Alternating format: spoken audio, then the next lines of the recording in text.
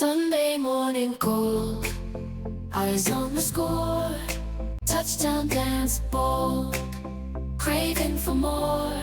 Friends are calling, trades are on fire. Rookies falling, championship desire. Fantasy football fever, chasing the dream. Top of the leaderboard, we're the winning team.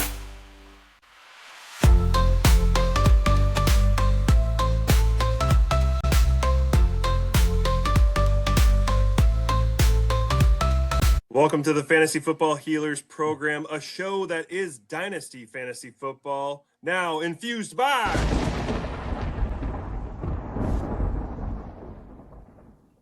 the Fantasyholics. That's Fantasyholics1 on Twitter. You can also find Fantasyholics on Facebook. And today with me is two Fantasyholics themselves. We've got Zach, wide receiver one room, and Zach, tier one QB, here with us today, and we're going to be going over the no guts, no glory pre-NFL draft, rookie draft. And welcome in, fellas. Glad to be here. Thanks for having us on. Hey, Dustin. I always want to say tier one quarterback instead of Every time. That's how we always do it in my head. I bite my tongue every time. I've done better lately. You have. No, you have. Well, welcome in, boys. I'd like to hear your guys' takes. You've been in this league now for a couple years. Drafting rookies before the NFL draft is a unique thing here in Dynasty Fantasy Football. And I'd like to hear how you guys prepare for such a draft and what your guys' thoughts are on having a draft that early. Yeah, the second year, Zach and I co-own a team. So you're not going to see my name here, but tier one quarterback is our team here. But second year doing this pre-draft rookie draft, which was very interesting hearing about it. And after the first time we did it, it was kind of like, I'm hooked. I enjoyed it. It's not something I'd want in every league. It's not something for every person, but there is a certain amount of excitement that comes from it because you're looking, you're reviewing, you're scouting all these players ahead of time.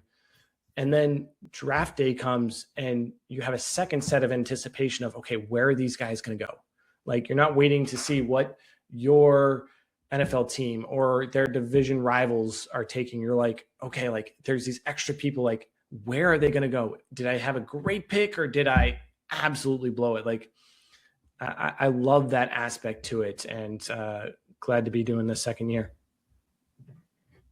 What you, Zach?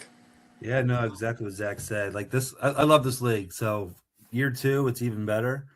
And as Zach said before, having multiple of these leagues, I don't know if I'd enjoy it as much, but at least getting one out there, like I didn't think I'd like it as much as I do. But yeah, it's all about the prep work and the reward after all the work you've done all off season, trying to figure out which guys are going to go where, who's going to get the draft capital, who's going to have certain landing spots. And yeah, it's so exciting because there's so much hope. It's like Christmas Eve with that draft day. You're just so excited, and then draft comes, and then yeah, either you're super excited or you're a little disappointed. But I think we could say that we have a little bit of both, a lot more excitement than disappointments, though. Well, I figured we've been preparing for like the last 4 or 5 months now. We can at least plant our flags before the NFL draft. And as you said, it makes it a little more exciting to watch the NFL draft day 1, day 2, day 3, see where the players land. And then you kind of got to reassess or recalculate your process to say, hey, now that I know where these landing spots are, would I have drafted the same, or do I need to kind of zigzag a little bit more for some of my future rookie drafts? So I feel like it kind of like sets the ball kind of right on the court, and then you can kind of decide, like, are you playing offense or are you playing defense?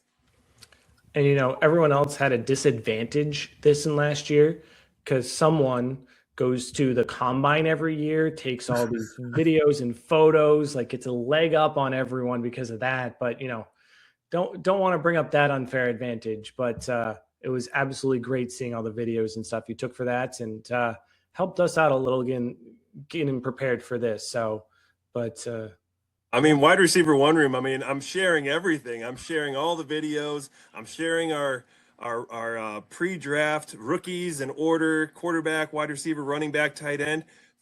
tier 1 QB was messaging me. He knew my picks before I knew my picks. Like he was like in my head. It was like, okay, you know exactly where I'm going here. I'm sharing everything right in front of you, and it's just a lot of fun. But there's really no secrets when it comes to me, because it's like it's right there, black and white, right in front of you. You know who I'm excited for. Yeah. It's just whether do you have what it takes to take my guy away, or do you have conviction on somebody else?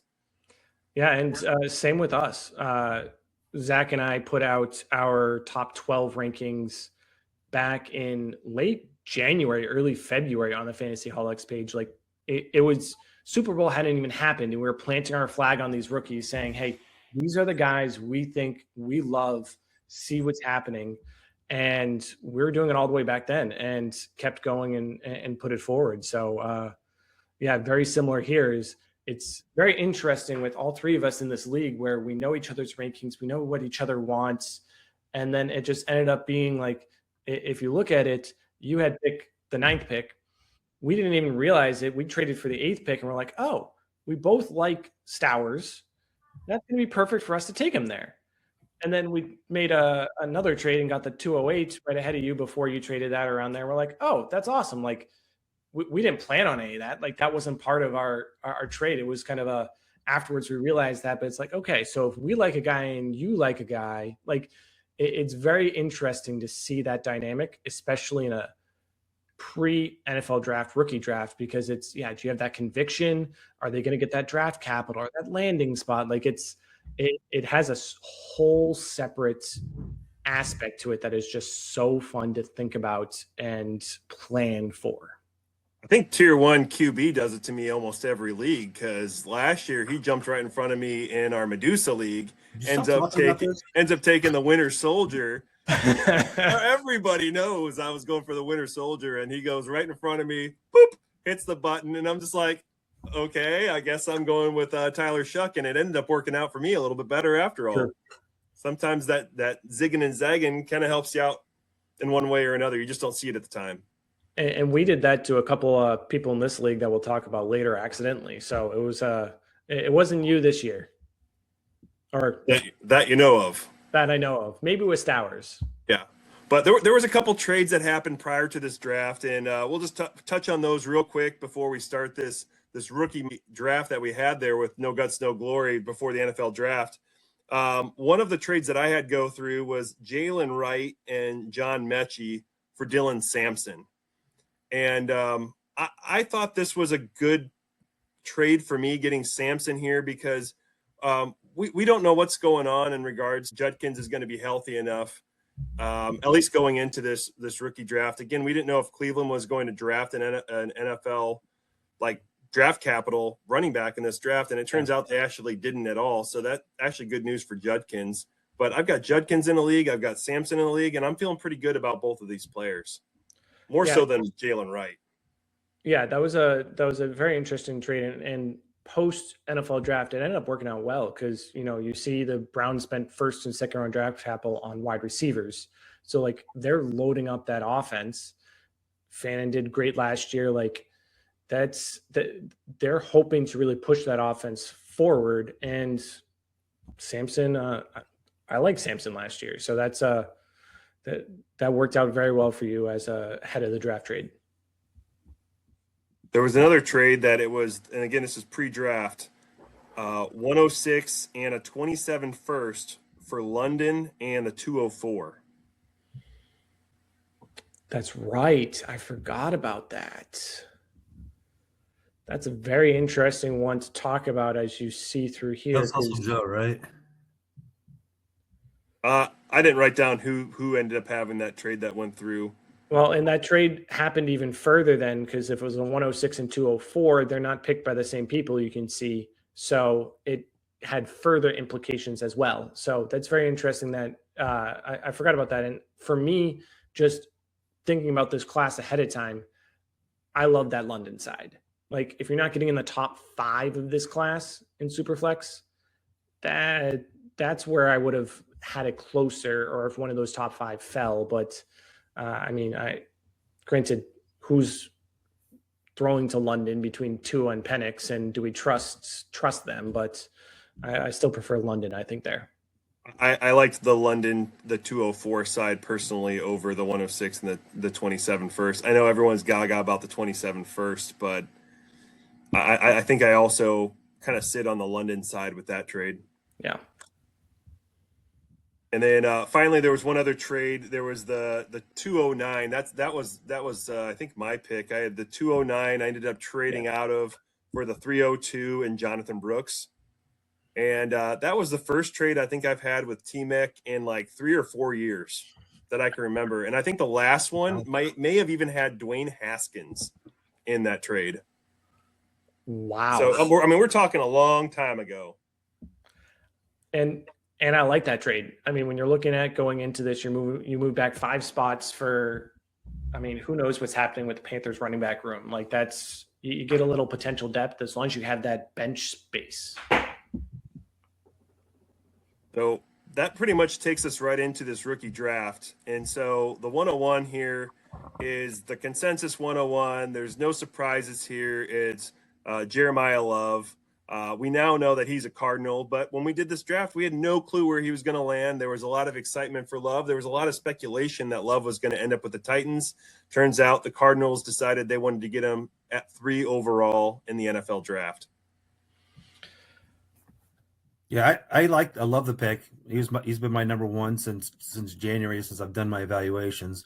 I am, however, very bitter still at T-Mick for starting a player after he was trying to tank because we were tanking and somehow got negative points that game. And we ended up winning with 0 points, which knocked us out of getting that 101 overall. So thank you, T-Mick. That was unreal last year. Like, yeah, nobody plans that. Yeah, I'm happy how it fell for us, the draft, but that did hurt a little. Whether you believe in tanking or not, it's your league. It's all league dependent, and you kind of play to the rules. But that hurt a little seeing a person get negative points, so you get a lower draft pick. But I mean, yeah, Love is by far the 101. I don't think I've heard anyone else going in the 101 spot unless you're in like a 16-team 2 QB league or something where quarterbacks have exponential value. You got to take Love at the 101. Absolutely. I mean, I haven't heard of any league that's taking Love outside of the 101. I've seen a few mocks do it, and that was pre-draft. But since getting that 3rd overall pick, like that draft capital, like it skyrockets him up there in legendary mode. Like there's no, you can't pass on someone like that. If you are, trade out of it and get pretty much whatever you ask for. Yeah, it's too tantalizing. And then at the 102, T-Mac does go with Cardell Tate, and Tate now, as we know, is a Titan. What do you guys think about his landing spot and going the 102 here in this draft? I was expecting Tate to get top 5 draft capital. Actually, I think a day or two ahead of time, I said Love is going to go to the Cardinals. Tate will then go to the Titans. So I'm happy that kind of worked out. When you're looking at a pre-NFL draft like this, Tate is the safe 102 pick. Like when you're looking at it, Tyson has the injury concerns. I heard some people saying Lemon falling to the 3rd round of the NFL draft because of how just awkward and displacing or however you want to put it, his interviews were. But yeah, he was just very, and wide receivers have a right to be awkward. That tends to go with the territory. But Tate was the safe 102. We were hoping for Tyson. Tyson's my wide receiver 1. Tate's my wide receiver 2. Like would have been happy either way.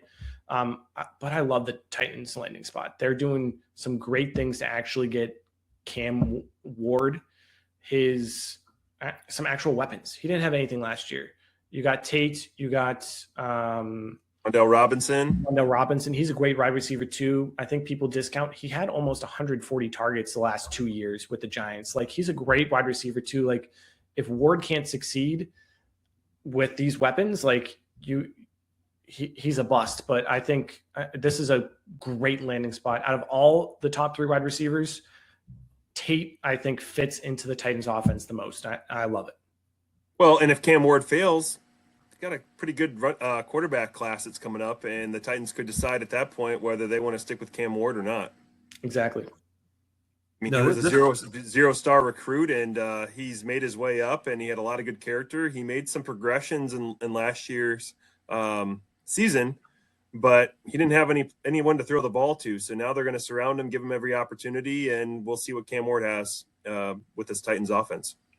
Yeah, I think this was the best landing spot for him as well. I know we haven't really discussed much about Tate's spot here, Zach, but yeah, this gives Cam Ward the deep ball now, which he really didn't have last year. He had some whatever was it, Dickey or Jim? Who was it? Who's on? I can't remember his Kashmir? something like that. Yeah. No, he had like 2 fifth-round wide receivers, 6th round, whatever it was. For rookies that he's throwing to all year, and then Chiga Conquo. So it really didn't have anything, but now this opens it up, and I think he's going to have a pretty solid year. Well, and you got to remember too, with the Titans, they had some of the most dropped like balls out of any team in the NFL, and now you've got Tate, who literally contorts his body in every angle possible and catches those balls. So it was like a match made in heaven for this organization. Yeah, completely agree. I'm sure we'll talk about the other wide receivers as to I love some of the other wide receivers landing spots. And I think, this was perfect for Tate. Well, and here you guys are at the 103, and tell the listeners here, like, how are you guys like communicating with each other? How do you know which player you guys are going for with being a co-team? Yeah, we didn't need to talk. We were just going to hit. We knew it. It sounded like he was like 20 steps ahead of like everything, and knew where everything was going to land. So it was a chess match, and then knowing the league and who they were going to take. But yeah, it was pretty much decided. Zach early on with his analysis had Tyson number 2. I know he started off with Tate, and we kind of made some adjustments with breakout scores and such, and looking at the percentages of being the X receiver versus slot positions and everything. But he did some adjustments, and all of a sudden it was a masterpiece what he had come up with. And it was he didn't have to say much to convince me that Tyson's my number 1 as well. Yeah, going into this, it's nice where like I have a wide receiver model, and Zach has a quarterback, running back, and tight end model, which help predict players going into the NFL, their chances of success, what they're strong at, what they're weak at, and that really assisted us here. Again, we shared that on the Fantasy Holic page. We're sharing that now. We did our top 48 rankings. We're putting out profiles, but just looking at just the strengths of Tyson, he had the most strengths out of all the top 3 wide receivers. He broke out earlier and stayed consistent with it. And while he 18-year-old breakout age. Yeah, it was huge. I think Lemons was 20, right between 20 and 21. Like he was later. Tate, it's a little harder to tell just because, when you play with Emeka Egbuka and Jeremiah Smith, and then I think his freshman year was when was there junior was there. Like it's hard to compare that. Like you're playing with 3 top elite college wide receivers, but with Tyson, he's injury prone, but I'll put it this way. I don't have durability concerns with Tyson. When you look at it, it's not a Jalen Waddle or a Woody Marks where they're going to get dinged up a little and go in the blue tent for a couple series and then come back out. And like, they're going to miss, a quarter of half the season, or a quarter of a game, half the season. Like Tyson's injuries were he was playing, he was strong, he was elite, or he had a horrific injury, but then he came back. And when you look at all of his injuries, if anything, like you're the medical expert here, but like when you look at all his injuries, the most recent one was his hamstring, which I would say is the least concerning out of all of them. And he was elite leading up to that hamstring injury. So like you can see that all these bad injuries, he recovered and did great things with. And looking back at it post NFL draft, I love the landing spot. He doesn't have to be the wide receiver 1.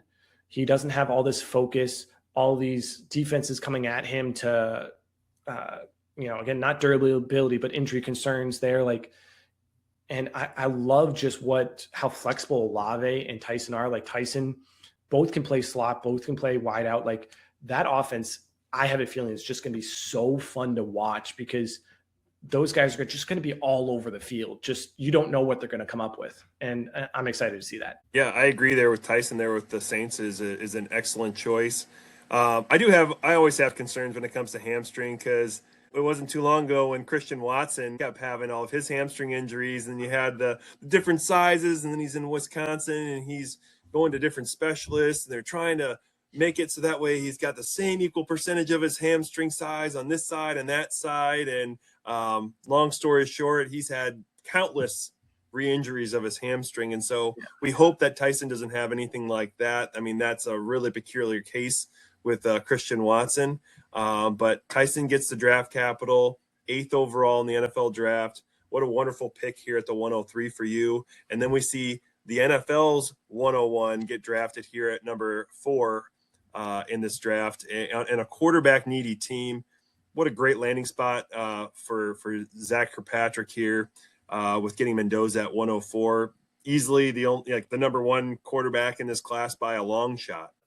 Yeah, I like the pick here just because of the 101 value overall for with going to the Raiders, because that pick will be worth the same next year if he fails or if he succeeds. It'll actually probably go up if he succeeds, but even if he fails, people give 101 a second year anyways.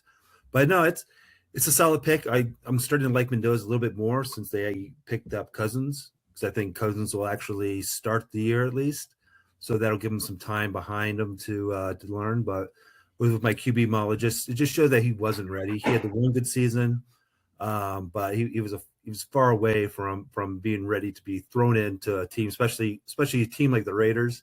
Like, how many quarterbacks have they gone through that just haven't been successful at a young age? But having Cousins in front of him, I think this would be one of the rare occurrences that you see the 101 actually sit a little while they learn. Yep. And then we get 2 wide receivers that go back to back, and I think I've seen these players get kind of flipped and flopped. I've seen them kind of all across the board within from pick 2 through pick 6. I think after you get past pick 6, then the draft kind of really starts. But between Lemon and Concepcion, do you guys have a preference between these two? Because it goes Mendoza, Lemon, and then Concepcion at pick 106. I have a preference to Lemon over Concepcion, but it's close, but I think Lemon has a couple edges on Concepcion. Going into this, I thought that same way. Lemon was my wide receiver 3. Concepcion was my wide receiver 6. But Concepcion jumped up to my wide receiver 4 post NFL draft. So I have them right one after the other. But when you look at what Lemon did in college versus Concepcion, just efficiency wise. So my wide receiver model, you talk about dominance of how big they are when they step on the field.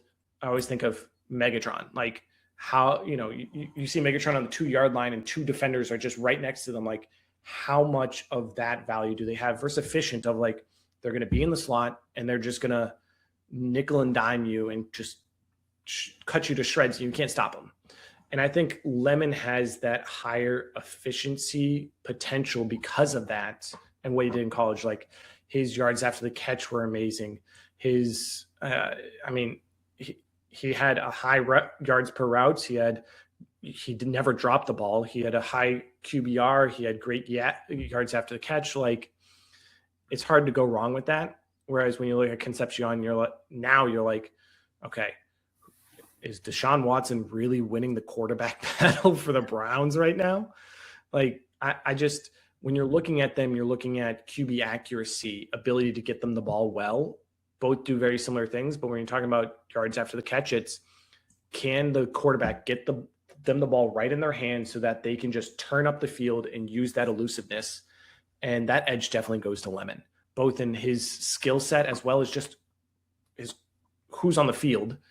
Just both his quarterback and he can be the wide receiver 2 or 3, which gives him easier coverage. Well, and Lemon, he kind of reminds me of a quick, burstier Jarvis Landry.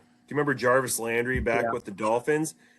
He got those nickel and dime passes, and he was a PPR machine, and he was ultra efficient. He caught everything that came his way, but he'd have like 10 catches for like 60 yards or 70 yards, but that's still 16, 17 points in a PPR league, and that's winning dynasty.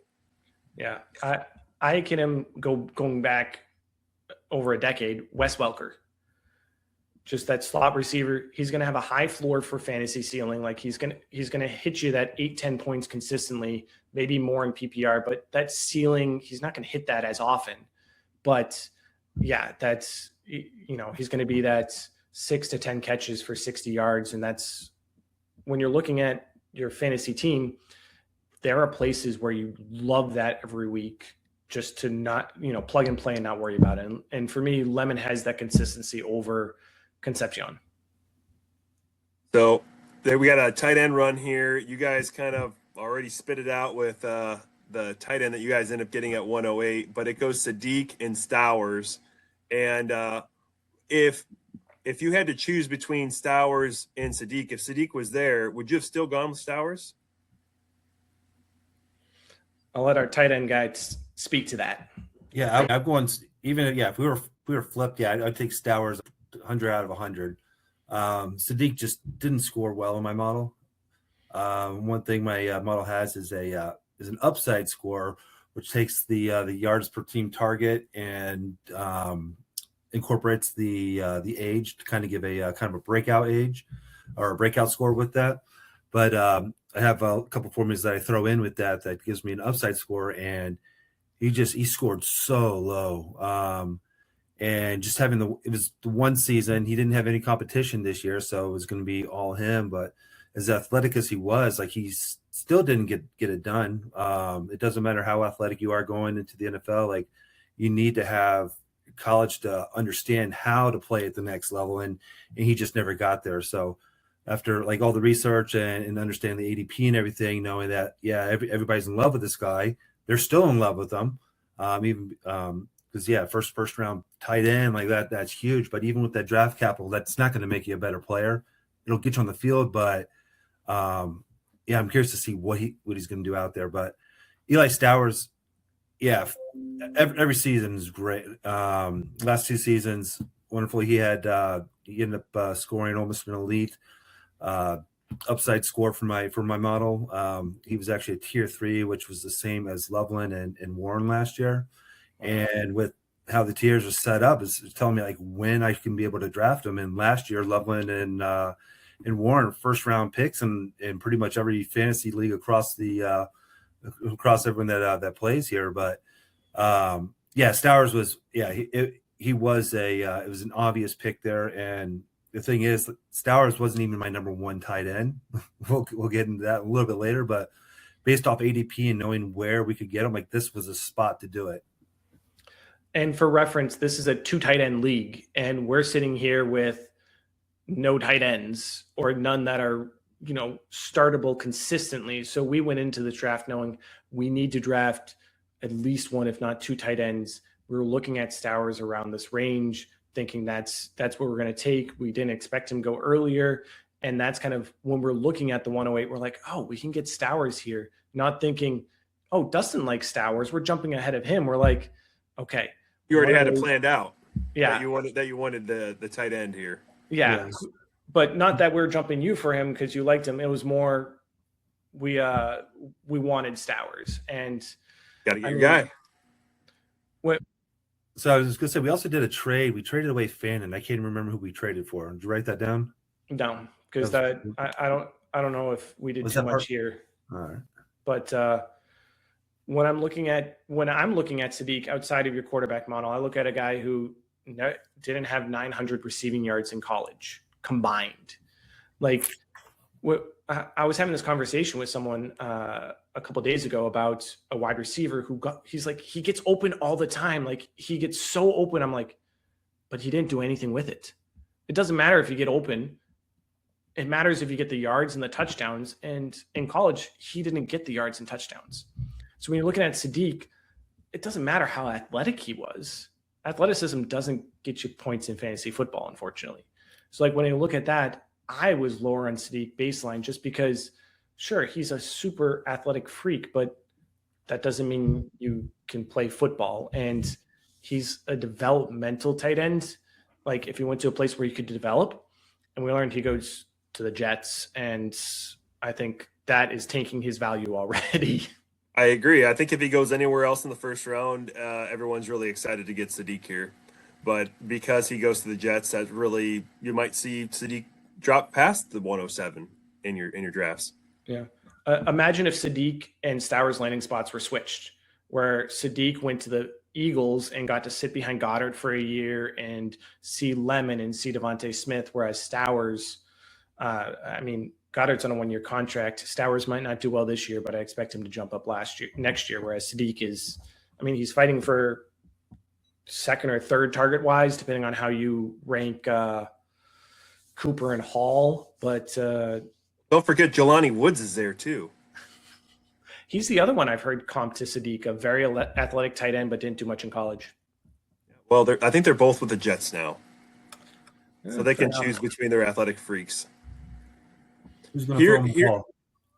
Yeah, exactly. Geno Smith for now, but for how long? Yeah. At the 109, if you recall in this draft, this is about the time that the 111 T-Mac, he ended up putting in the message board that he'd like to move up if available. I tried, seeing about moving back because the guy that I wanted and I ended up getting here at the 109, I feel like I could have got him or maybe even the 110 guy at the 111, and that would have been Boston or Cooper. And it ends up being that I take Boston at the 109 and then Cooper goes at 110. And I feel like I knew who T-Mac was going to trade up for, and I felt like he was trying to go running back because that's kind of his style with going with Price, and it just felt like that was a guy he was going for. So I thought I'd have Boston or Cooper and maybe just add in some draft capital, but no such luck. But I was happy to get Boston here. A little less happy that he went to the Browns after this draft. And the second wide receiver taken to the Browns. Second wide receiver, although second round draft capital. Yeah. He's my wide receiver 5. Him and Concepcion are right back to back. It's going to be very interesting to see. They have very different play styles too. It's going to be interesting to see who Geno Smith or whoever their quarterback is kind of feels is more their safety blanket, because Concepcion has that yak ability, but Boston just is that bigger bodied wide receiver that, you can throw it up and try and trust him more. That it's kind of 50-50, which is very interesting for a first and second round, but you can see what the Jets were doing. It's, Geno Smith looked good 2 years ago with Seattle with weapons. Last year, the Raiders had Bowers and Genty, and Bowers was injured half the year. So okay, if you're the Jets, you're thinking, if we get him weapons, I'm thinking Cooper. This is Boston for Cleveland Browns. I was thinking Jets there for a second. Even same thing with Cleveland. Just Cooper goes to the Jets. Yeah. But both are getting weapons because it's an offensive league, and the Browns and Jets just never have had strong offenses that you can see that both teams with first and second round picks are just hammering that position, because at worst they get a quarterback next year, which is probably what they're hoping for. So I like what the teams are doing, but don't expect much from the players this year. There's a running back. What am I trying to say? There's a running back run here that comes up from 111 through the 202. It goes Price at the 111, like we said, and then the 112, if I recall, that was in a trade, and that was the 112 and a 27 third for the 204 and the 27 second.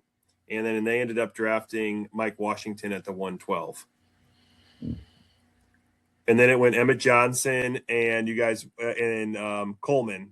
You guys went back to back with Johnson and Coleman and Elijah Surratt, because you guys ended up trading up. And we had to trade up for our guys. We had been discussing it for some time with all the moves that we had made. We started actually building up draft capital after trying to trade a lot of our 26 picks last year to move up to the second. But we ended up we did have what was it? It was a late 27 first, and I hate to get rid of a first, and especially to get second, but we were getting back-to-back picks with I think we traded a T-Mac. What was it? We traded You got Yeah. 202, 203, 27 4, and you guys traded a 27 first, 211, and a 27 third.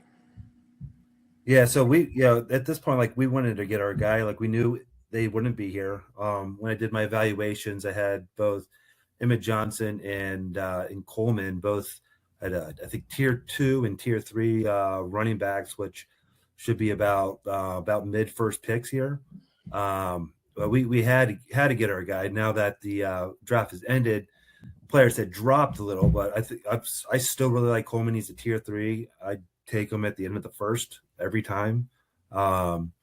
As for Emmett Johnson, he scored the best in my model outside of Love, just because of his elite receiving ability, and that's what wins you fantasy games here is the receiving running backs, and absolutely loved him. Told Zach about him. He started loving him too, and got me more even hyped on it. So, but like. Yeah, pushing up for this, our plan was to get our 2 running backs, what we got, and then Zach's favorite, one of his favorite wide receivers of the class, Surratt, and I'll let you talk on him.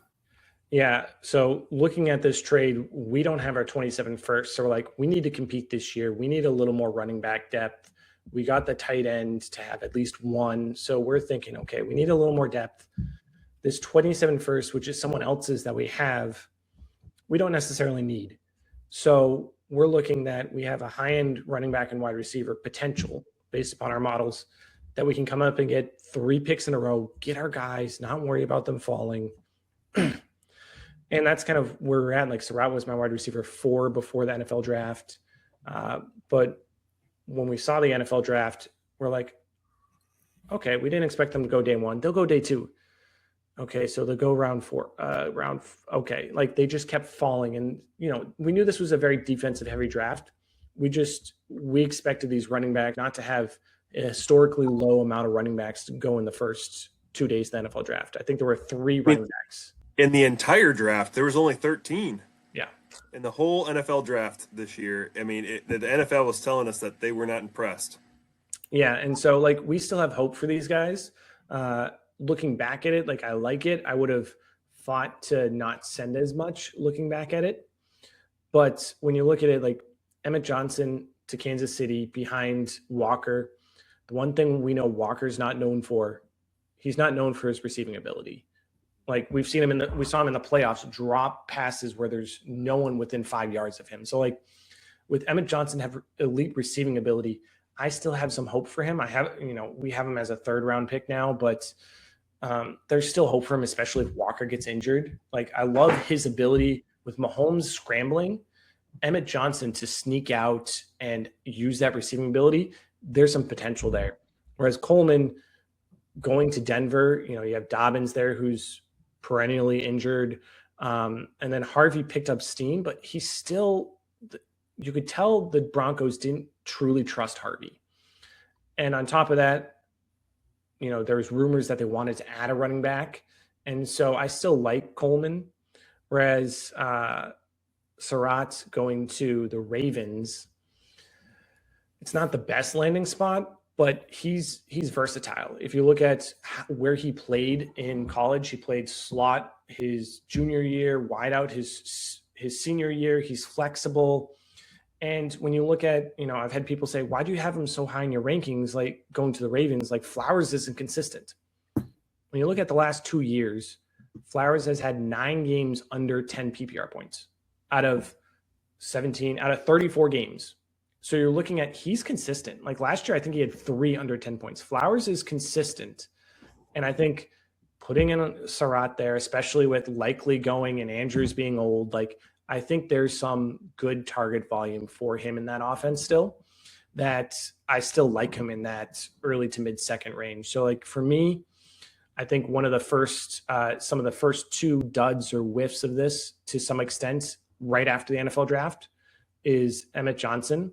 But going back 2 picks, Mike Washington is one of my bigger duds picking at the 112 just because he got so much hype coming out of the combine and then he fell and fell and fell. And now he's behind Genty with the Raiders that unless Genty gets injured, he's there as you're going to get some snaps so Genty can stay healthy.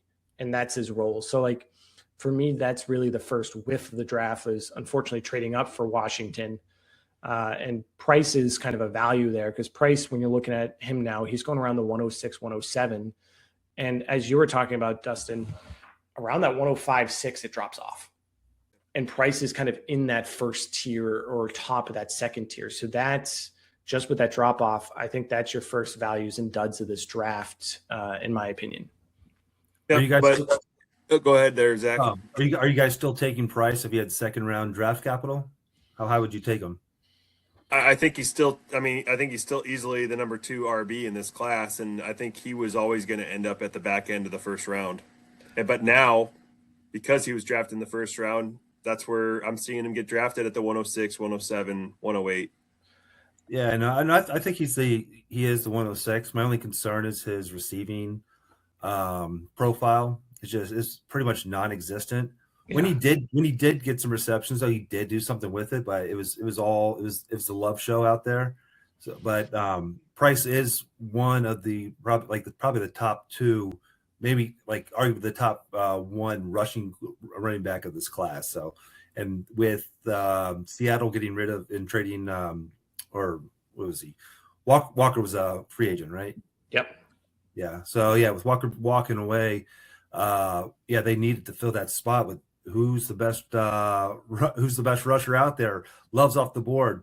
So it should have been more obvious that they were going to take him with their first pick. Well, I got a couple comments here because we were saying about Mike Washington getting drafted to the Raiders and sitting behind Genty. And I think their coach said even before the NFL draft that he wanted to have a 1-2 punch. He wanted to have 2 running backs with this team because that's exactly what they did in Seattle with Walker and Charbonnet. And we saw how it was kind of a nightmare when it came to knowing like who to play in fantasy football. But for the team itself, it was very successful. So he's carrying that over to the Raiders. So that's where Washington – I think he still has some value. Yes, he's a backup, but he has some explosiveness. He's a big back.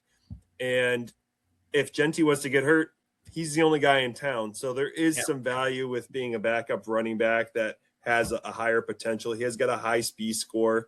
And then going back to Coleman, you said that the Broncos maybe aren't in favor of Harvey. And I disagree. I think they really like Harvey, but what they found in the playoffs when it was snowing, having a Lamborghini on the snow really wasn't helping them very much. And he was getting stopped at the line of scrimmage.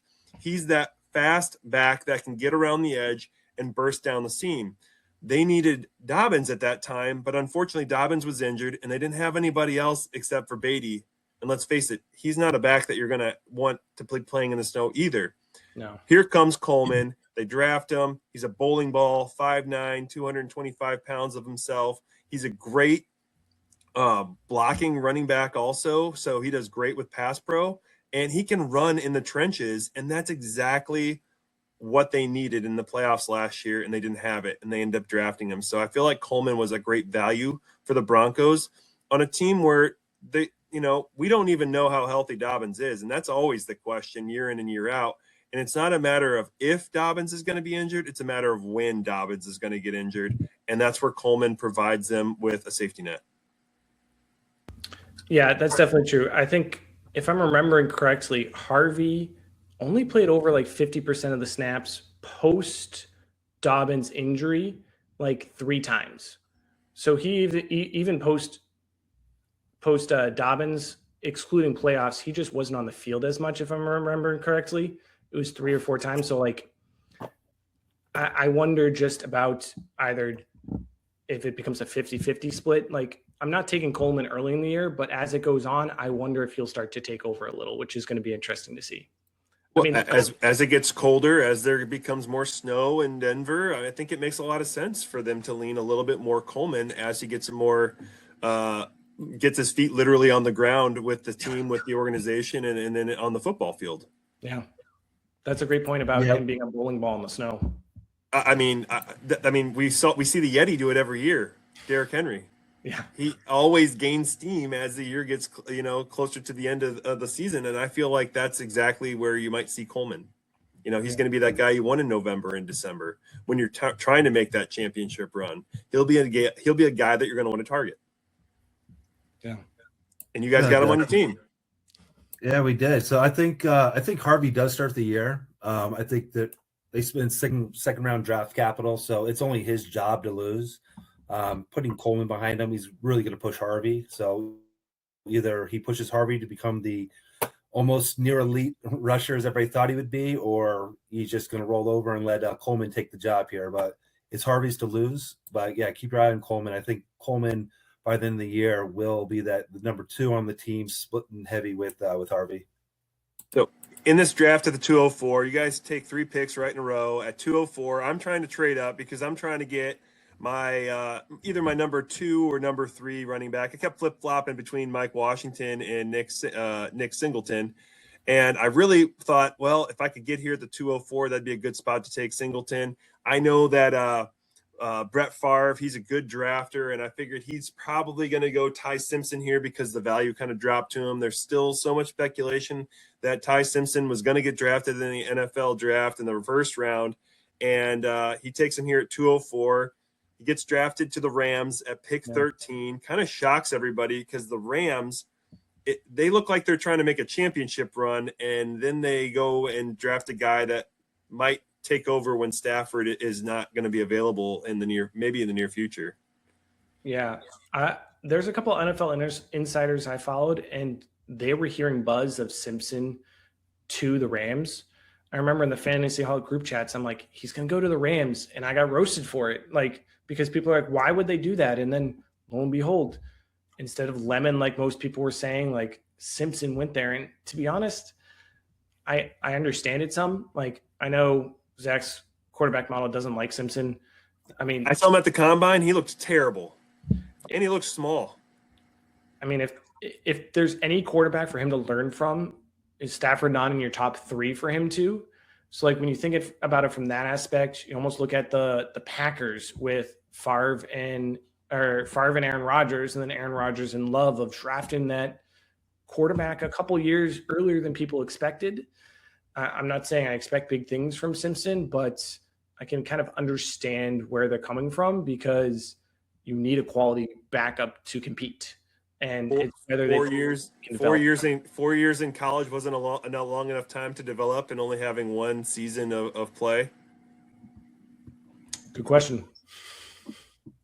So yeah, I thought NFL teams were starting to go away from the 1 year production model, but I guess I'm wrong. Ty Simpson still gets drafted 13th overall. Yeah.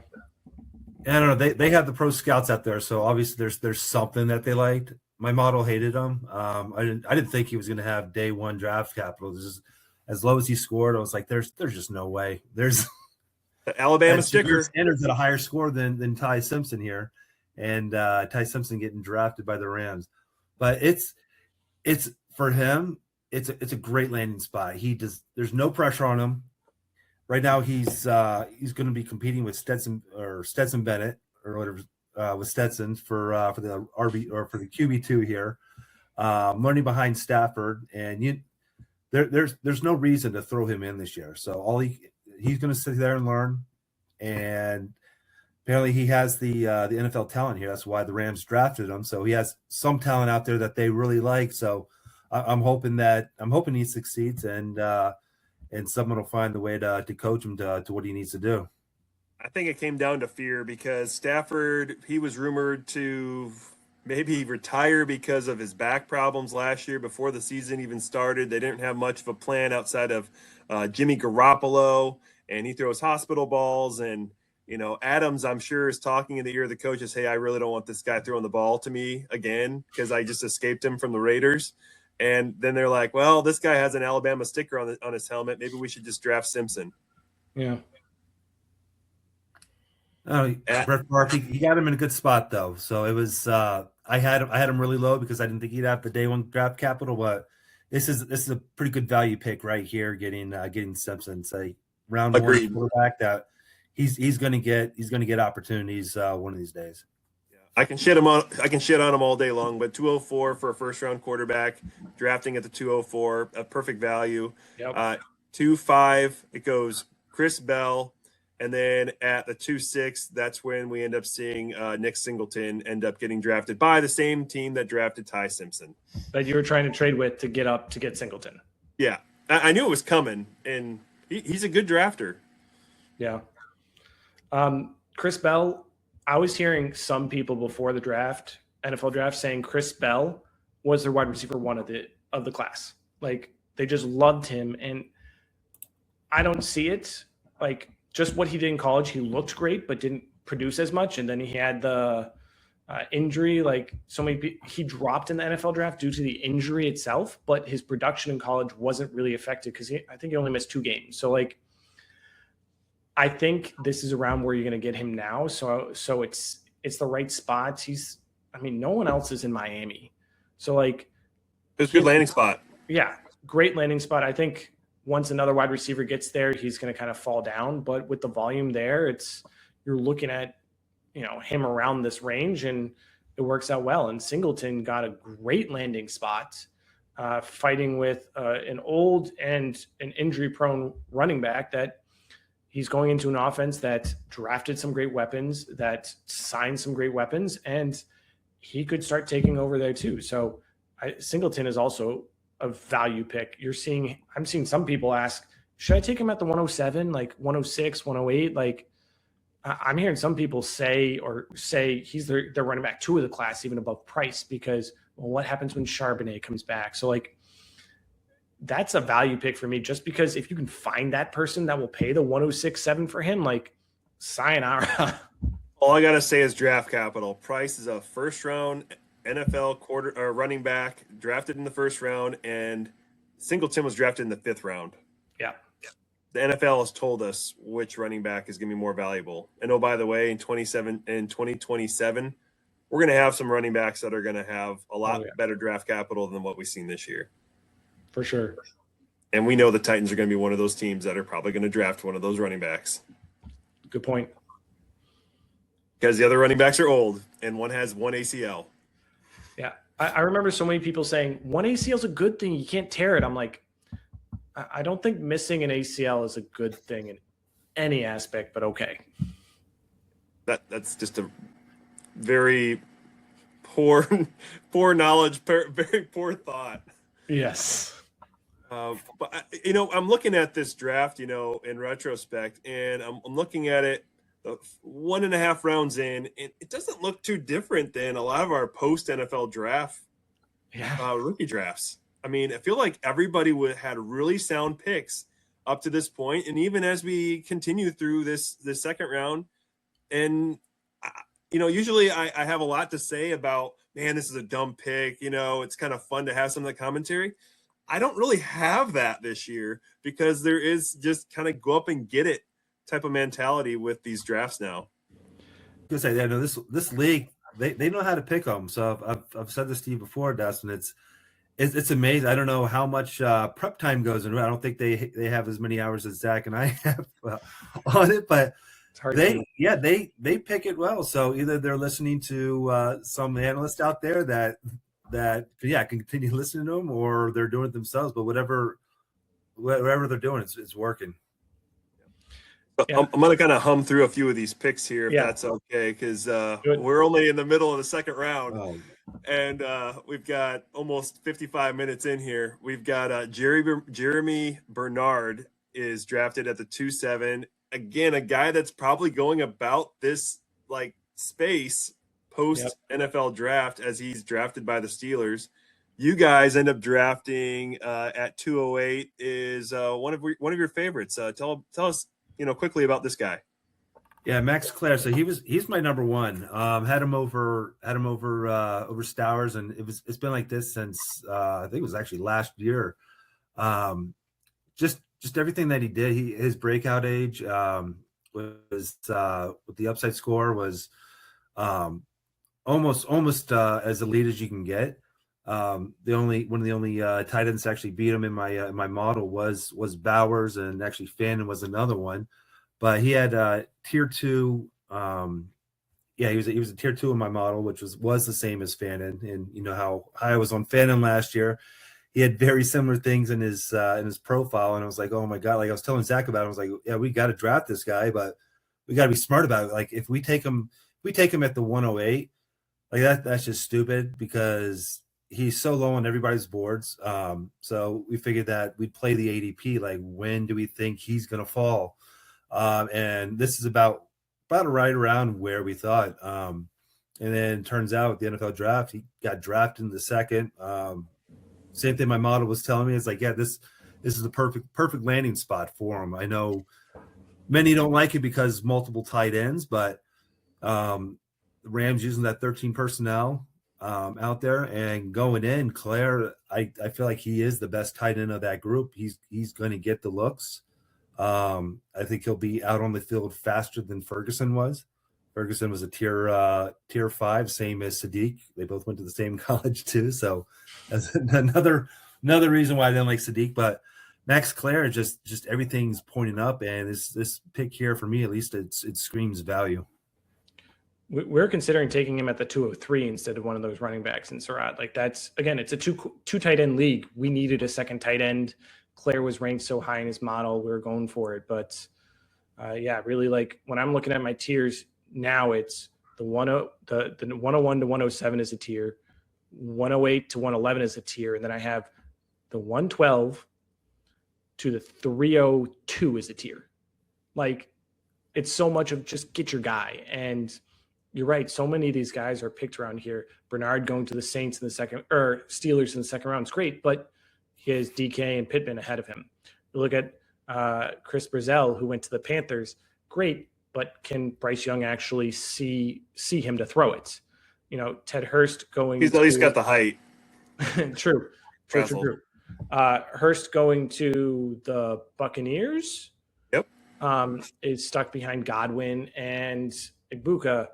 Malachi Fields going to the Giants is great, but you got Malik Neighbors coming back. So you see all these wide receiver runs, and that's what I foresee a lot in this second round is just here's a bunch of wide receivers that people are going to take, and they're just going to be – it's a pick your flavor of do you like a guy who's on a worse team but higher up on the depth chart or someone further down on the depth chart but on a better team. It's that all these guys have their value to them. We're in the back end of the second round, and as you said, it went Brazel, Hurst, Fields, and then there's a couple running backs that go back to back. I ended up trading in to get the 302, thinking that I'll have the 301 and the 302. There's two guys that I was targeting, and there was another guy that kind of did, just kind of another zag to kind of get him because I thought just maybe Katron Allen was going to fall one more spot. I thought getting Katron Allen and Eli Heinenreich at 3-1 and 3-2 would have been fantastic. Allen goes at the 212. I end up going Heidenreich, and then I go with my quarterback 2 pre-NFL draft, and that's Green. And again, this is a 2 tight end league. I figured there's contingency plans. If Green doesn't, make it as a quarterback, he's got all the athleticism in the world to potentially transition to a tight end. So I feel like there's some outs, and it's the third round. Again, you're picking your guys. There's upside, and there's always a chance that he could land right. Yeah, where did Green end up? Browns. Yes, they need another quarterback. I know, right? I don't know. They're drafting him there, so like, there's so many rumors coming out. It's Watson. They draft a quarterback, so I don't think they believe in Shedeur. Sorry, the fanboys there, but I think they like Shedeur more than the Oregon quarterback, Dylan Gabriel. Yep. Yeah, my understanding, there's rumors that Gabriel is a cut candidate. I can see that. Someone will pick him up. So what you're telling viewers is Green has potential to become Taysom Hill, same as the Saints, a quarterback tight end combo type thing potentially with this athleticism. I'm thinking more like a Darren Waller. Oh, interesting. Okay, I like it. Yeah. Or, even like Terrell Pryor. Remember, he came out as a quarterback and then he ended up transitioning to a wide receiver. True. And he was successful. He had a couple of years that he had 1,000 yards, I believe, of wide receiver. Yeah, there's Get him potential here at there. the 302. The hard part is will I have him on my team when that happens? True. So that's always the risk with these type of players. But again, I'm shooting for upside here. And I think once you get in the third round, fourth round, that's pretty much all you got to do is just try and take your shot and see what happens. A lot of dart throws here. And this is where we Sometimes made you a just gotta trade. Call your shot, man. Is that Colton? I love it. I love it. Oh yeah, that's great. We had to have Colton in here a little bit, right? Of course. He has some great sound bites. I love him. Love him. And then the 303. This was a guy I liked pre-draft, and I like him a lot post-draft, and that's Antonio Williams. And he lands with a Tier 1 QB's team with the Washington Commanders, and he couldn't have landed any better. He's got the potential there for sure. This is where we made a trade, actually. We're looking at the board, and we're like, we like our guys. Maybe we can pick up some other picks. We got a 404 and a 27 third for the 303, where he picked up a couple quarterbacks later. But, yeah, Antonio Williams is someone that I'm hearing a lot of people say, he has got great separation. He's got high potential. And, I mean, he has the ability to stand out with the Commanders. Like, who else do you have besides McLaurin there? Like, no one. Especially, like, there's no one else that's taking targets. Running backs or tight ends, really. Like, so he has the potential for volume. I think he needs that to be, to do something. But I don't know if I saw enough in college for him to expect good things from him. Similar to him in the next pick, Zachariah Branch. Like, I worry about how they did in college versus how that might transition to the NFL. They do have Burks that's there with Washington. Treylon Burks, former first-round pick. He had a Odell Beckham catch last year. I don't know if you saw that. The one-handed. Oh man, same number and all. That was great. But that's probably going to be the highlight of his career in Washington, to be honest. It was a great catch. I'll take Williams to do more than him this next year. Well, that makes me kind of happy. I agree 100%. Then here comes Zachariah Branch. Then comes another quarterback, Nussmeier. Nussmeier ends up falling to the 7th round of the NFL draft.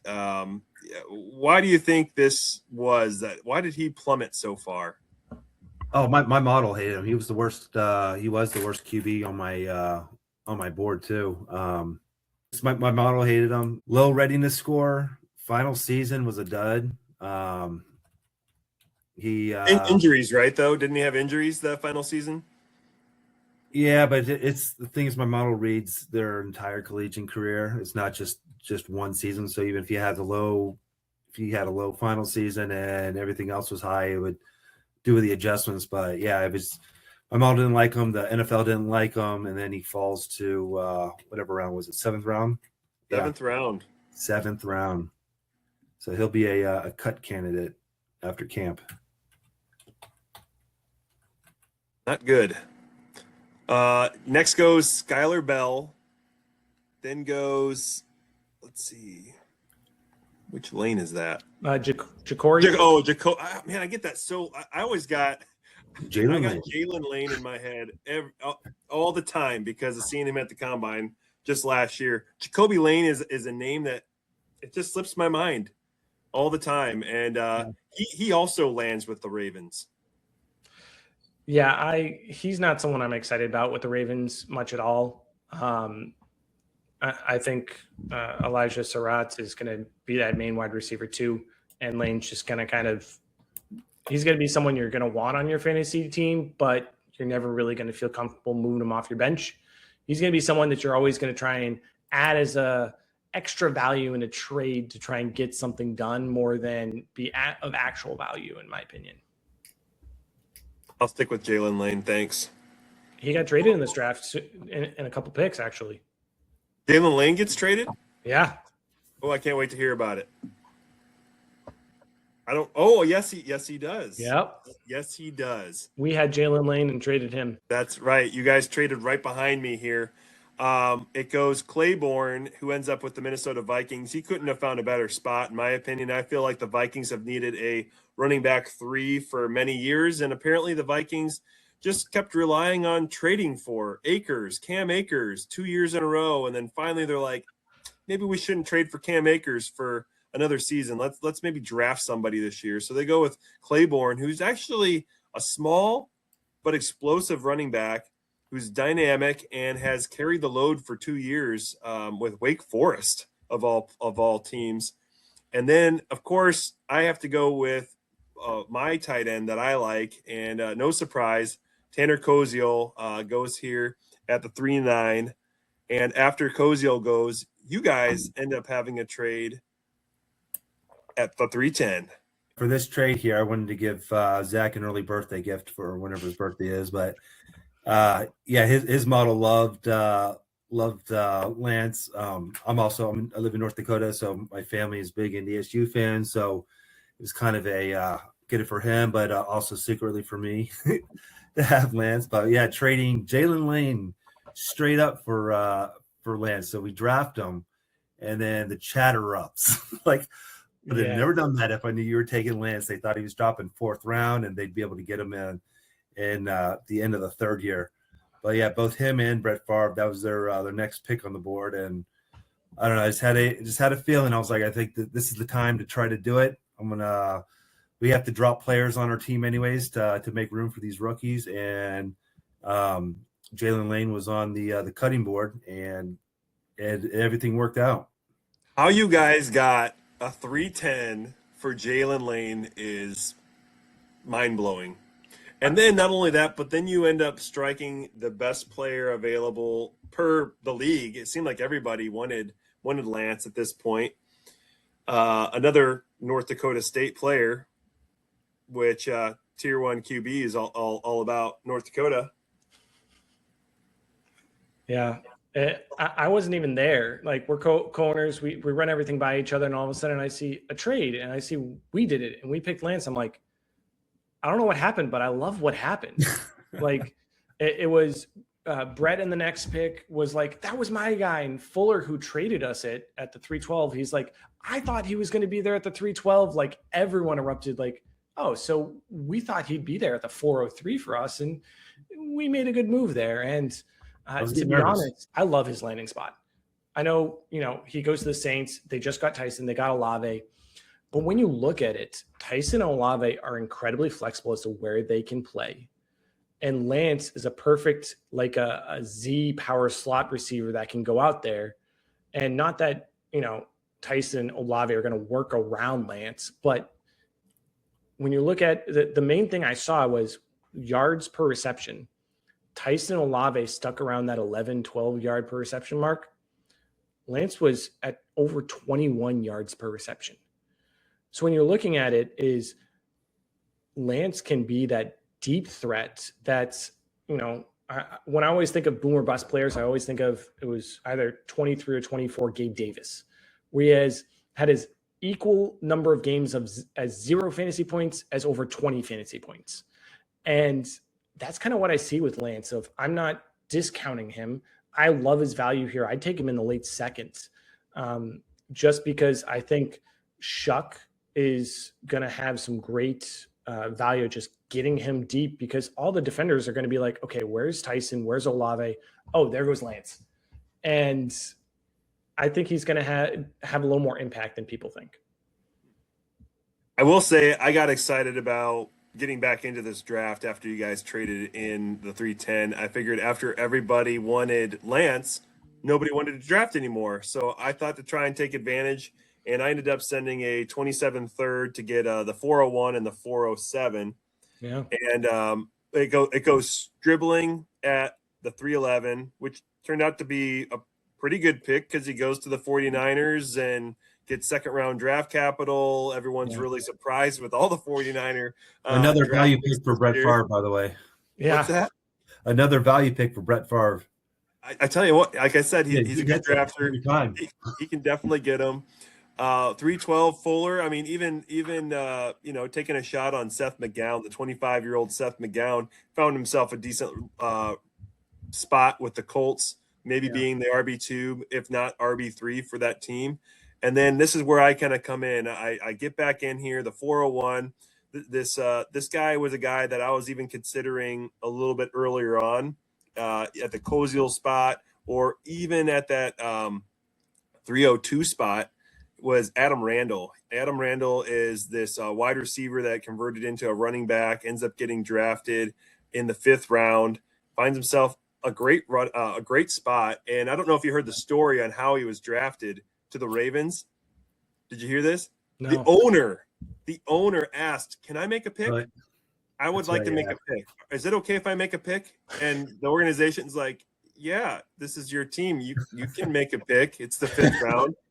He got his notebook out. He's looking over everything. He did his homework. He's like, "I want Adam Randall," and so he ends up going Adam Randall, and a guy that's a big man. He's 6'2", like 235 pounds, and he's going to be right behind Derrick Henry in the running back room.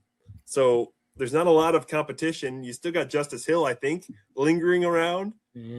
Limping around more like he's limping around. So I feel like here at the 401, I felt like after the draft, I felt pretty content. Even though he was a 5th round pick, I love the landing spot. I don't think it could have been any perfect for him. Yeah, it sounds like it's a great spot for him to carve out that role. If anything, be wide receiver. Derrick Henry doesn't catch the ball. He's a bulldozer. Like Randall can fit that more. He has potential to get a little action for sure, especially as you mentioned earlier. Henry, as the season goes on, gets better. So if Randall can start off a little, keep Henry healthy for the playoffs, that might be what they're thinking. Once upon a time in the 4th round in rookie drafts, I drafted a wide receiver converted into a running back, and his name was Antonio Gibson. And he provided us plenty of years of fantasy value as a 4th round rookie pick. He had fantasy value? Absolutely. Early on. Yeah, true. Yeah. Injuries have been a problem for him. And then eventually landing spot. Like when he was with the Patriots, that was a terrible spot for him. Yeah. No, they used to call him cheat code on the practice field. So Gibson, he was good. But no, he dropped off hard though. Yeah. Unfortunately, again, injuries zapped him. And we'll see if he finds his way back on the field. He had a pretty significant injury. For that, right?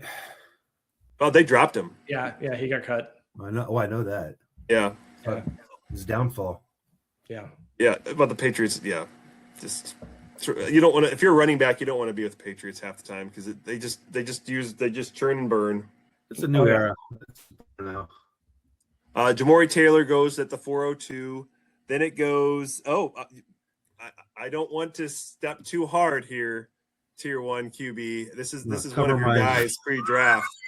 So why don't you just tell us here at the 4-3 how excited that you are? You had the 4-3 and the 4. You guys both had the 4-3 and the 4-4, and you double tapped the quarterback position. Yeah. Why did you guys go with these 2 quarterbacks? So yeah, we needed a quarterback. Pavia on my model was the number 1. The only thing I was worried about is what the NFL is going to think of him. He's freaking 5'9", almost 5'10", right around that range. So there was a possibility of him dropping. So I started fading him. And then John Gruden has a little conversation with him and just absolutely loves this kid because he's a winner. He's out there. He's winning. So I'm thinking, hey, if John Gruden likes him, like maybe other teams like him too. Like this could be the steal of the draft. So I got. You were knocking on wood if you're with him. Yeah. I had gotten Zach excited about him, and he's saying that I think we had the 303 or something. Yeah, we had the 303 originally, and he was like, maybe we should take him at 303. And I'm thinking, I would like that, but I don't know. I'm a little nervous. I don't know how well the NFL likes him. Like, I think he'll still be there in the 4th round. And he was, so that was a huge win at that moment. But then here comes round 7, still not drafted, and then the draft's over, and everybody's laughing at me. But he did get picked up by the Ravens. that's a good. I think it's a good spot. I think he'll be the number 2 on the team, and it's just going to be a bad opportunity for him. But yeah, once Lamar's healthy, if he was injured and getting healthy, Lamar's going to be back on the field. But yeah, it's going to be an interesting which we haven't heard about whether he is healthy yet, mind you. Well, so he not dead yet. He'll start. I don't know, but it's going to be an interesting journey for this kid. He's a Heisman candidate, and I think he's when was this? It's 92. There was one other quarterback, and I forget how many years that hasn't been drafted in the NFL after being a Heisman candidate. I can't remember. I wish I had all the info for you guys here, but yeah, Pavia, yeah, he could run and throw it, and yeah, he's a winner. But on draft day, he was a loser, and now this is a player that's going to be sitting on our taxi squad maybe for a year, 2 years, and then he'll probably be one of the first to be dropped if he doesn't do anything this season to make some room for next year. Yep. And in the 4th round, these are players that between now and the season starting, you can kind of make the decisions like, is there buzz in the rookie camp? Are they making plays in preseason? Are they making the team? Are they making the 53-man roster? If he's not making the 53-man roster for the Ravens this year, like yeah, he's good. Yeah, he might be one of your easier cut candidates to try and figure out like who else you can get off the waivers, maybe make a play. And if you do, and you can just kind of flag him and put a star on him and see, does he find a landing spot somewhere else that's not the CFL? Mm-hmm. True. So we will wait and see. But I had a backup plan here with Alar. He was my 3rd QB on the in my model pre-draft, at least. Now I think he's still 3. But going to the Steelers, great landing spot for him there. There's definitely going to be an opportunity to play. And as for his draft capital compared to like what he actually did on the field, he's still a pretty solid quarterback. He's a tier 6, and I think he'll be fine. It'll be a good plug and play. So not a starter I want to do every week, but there's definitely going to be opportunities for a quarterback like this. This is a super flex league, so drafting quarterback makes a lot of sense. You're taking your darts. This is pre-NFL draft. Like you can see here, there's 4 quarterbacks that go in the 4th round. There's also 4 tight ends that go in this round because it's a 2 tight end league. So we see Michael Trigg go, we see Miller, the running back, and then here I am at the 1-7 because I made that trade. I traded the 3rd round pick for next year for the 401 and 407, and I was in between 3 players. I was in between Cole Payton, who I eventually ended up drafting, and another guy that I really liked pre-NFL draft, or 2 guys I liked pre-NFL draft, both of which go undrafted. So thank goodness I went with Cole Payton instead of these 2. And the 2 guys were Dean Connors, and the 3rd guy, he wasn't even available on Sleeper. So that I was already telling me that I'm probably not going to want to draft him. That's Darius Taylor. Oh. I thought Darius Taylor out of Minnesota was going to find his way with the Minnesota Vikings. And I just found out this week he ended up going back to school. So no wonder he wasn't available for the draft. That would do it. Yeah, I mean, when you're looking at the 4th round here in a super flex 2 quarterback league or a 2 tight end league, you're looking at value of who could increase in value. In this late, you're throwing the dart throws at quarterback and tight end just because of the value in the league, which is why you see 4 of each going here of, you mentioned Depp, Jolly, Roush, Beck going. Beck was great value pick here now with the Cardinals. Gets him at the 411. Yeah. That's instantly you could trade him for a future second more than likely. Like that's huge value there. It's all about value, especially pre-NFL draft here. You're just who's going to retain value post draft, and really Beck is the huge winner in this 4th round. Yeah, I also really like Jolly. He landed with the Broncos, and he was one of the few tight ends on my model that it really liked for upside. So this is one. Yeah, he's been drafted super late. He's not too high in my model, but he has potential for some serious upside here, if given some opportunities. Yep, agreed. And Sean Payton's always looking for that joker role. Is Jolly the Joker for the Broncos? Didn't he call that Ingram that? And Harvey. You know, they're all jokers. Yep. Sean Payton is the actual Joker. You never know what to believe of what he says. True. So again, the draft is completed. You know, we're looking at this in retrospect to see like how did everybody do. And again, we talked about it middle of the second round. Like I'm looking at this draft and there's a lot of savvy players in this league, and there's not a lot of differences between what I'm seeing here than what I'm seeing post NFL draft. And so I applaud this league for doing all the hard work. It's always a fun draft when you have people that are active. You got people trading in, trading out, trading forward, trading back, and also being vocal. Oh man, I thought that was my guy. Just making it just entertaining and a great moment to share with the group. Yeah, I love seeing all the trades that happened in the draft this year.